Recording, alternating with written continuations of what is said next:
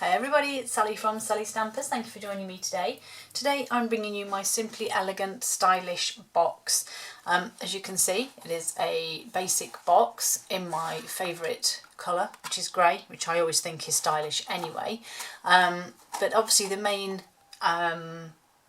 element of this is this gorgeous DSP, which is the Simply Elegant DSP from the Simply Elegant suite.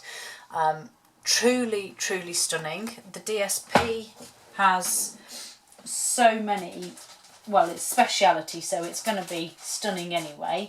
I'm just trying to dig it out to show you. Where has that gone? Oh, it's hiding here. It is just stunning. As I said, just so pretty. There are so many elements to it. We have gold, we have silver, we have copper. So yeah, they are just absolutely gorgeous. And then obviously on the reverse, turn this around, we have monochrome patterns too. And they are all just really beautiful. They truly are. So with that aside, let's make our box. So, like I said, it is just quite a basic box, but nice enough to put some treats in, piece of jewellery, a nice little scarf, maybe like a neck scarf, quite a thin one that you can roll up. I think it's quite a decent size for most things. So, this one I'm making in Whisper White. I know, scary. So the base of your box is going to be 8 by 5 inches, which is 21.5 by 12.5 centimetres. And then we are simply going to score it at 1.5 inches on all 4 sides, which is 4 centimetres. Like I said, it's an easy one. But after my last video was nearly half an hour long, I think it pays to have a nice easy one today. So just simply scored on that one. And then your lid is 7 inches by 4, 17.5 by 9.5 centimetres with a shim of the same cardstock. We're just going to score at 1 inch on all 4 sides, which is 2.5 centimetres. And again, I've not made one of these up because it's a basic box. My measurements generally work for a basic box. And if not, you can always make one up of your own size anyway. So this is your base. So just simple fold and burnish the score lines. And then I'm just going to cut some wedges out of the corner squares.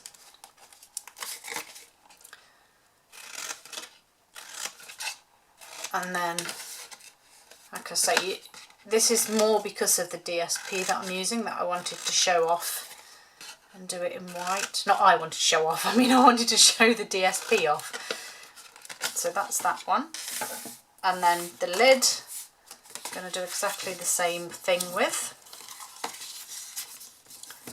Like I say, it's just the same thing. Cut those wedges out of the corners.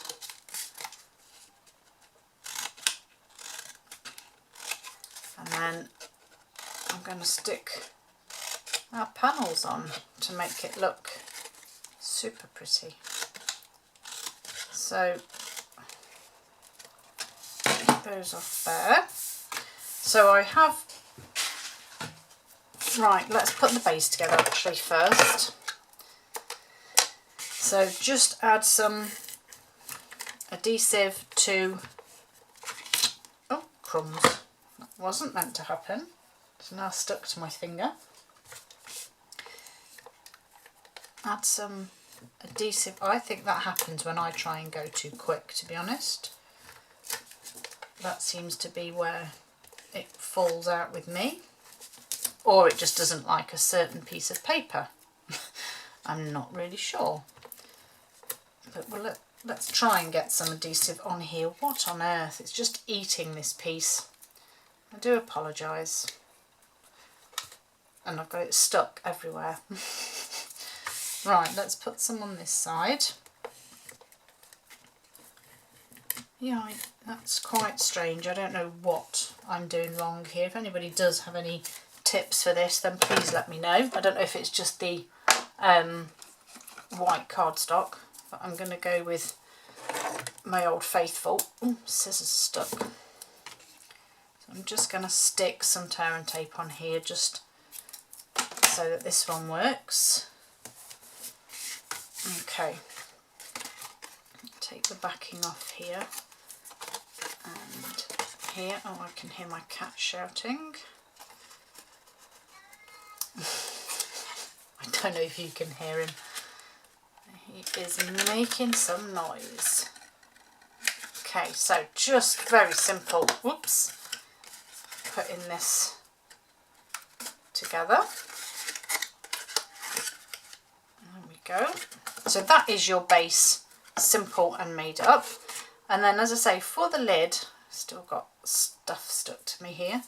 For the lid, I have some gorgeous copper foil sheet and then another piece of the DSP. So my foil sheet is 4 3/4 by 1 3/4, or in centimetres that would be 12 by 4. And that's just going to sit on there. And then your DSP is 4 1/2 by 1 1/2, which is 11 1/2 by 3 1/2 centimetres. I'm just going to pop that on there. And then I need to do my little sentiment here. So I've foolishly just had a complete meltdown because I was convinced I had copper embossing powder. It would appear I don't, so I'm going to have to go with gold. However, I'm quite pleased because there is actually gold in this DSP, so I kind of get away with that a little bit, I think. Right, so elegantly said. Oh my words, what a gorgeous stamp. I just love this so much. I love the patterns, I love the font, I love this. I just think it is beautiful. And paired up with this DSP, oh my word, it's delightful. So I've just gone with For You, just because I think it's a very simple sentiment. If we are using this as a gift box, then obviously we're going to say For You, or you could go with the Thank You. So Versamark onto my white there, and then my gold emboss, and I have now put copper emboss on my list. That cat, honestly. So just pop some embossing powder on there. Let's move this before we set the heat on. And I've just noticed that I've got a tiny little bit here, look, that's just caught. So I'm just going to get rid of that. And I'm going to sneeze, I do apologise. So I'm just going to heat this up. And if you're new to heat embossing, it's really simple, because if you can see how, let me get it to focus. It's quite dull at the moment, but the minute you start adding heat to it, and if you look at it in the light, you see how that suddenly changed? And then it suddenly becomes shiny, and that's how you know it's done. Okay, so give that a second just while I grab some copper foil sheet, because I didn't get a little bit for my layering. So here's my foil sheet, and then I'm just going to cut this bit down to size.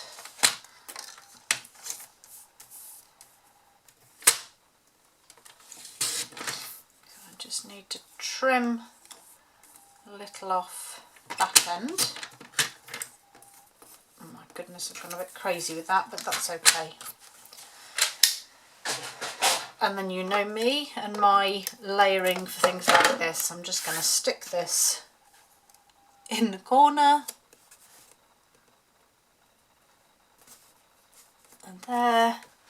Randomly I have used copper instead of gold, which I probably would have been better doing. And then I'm just cutting this,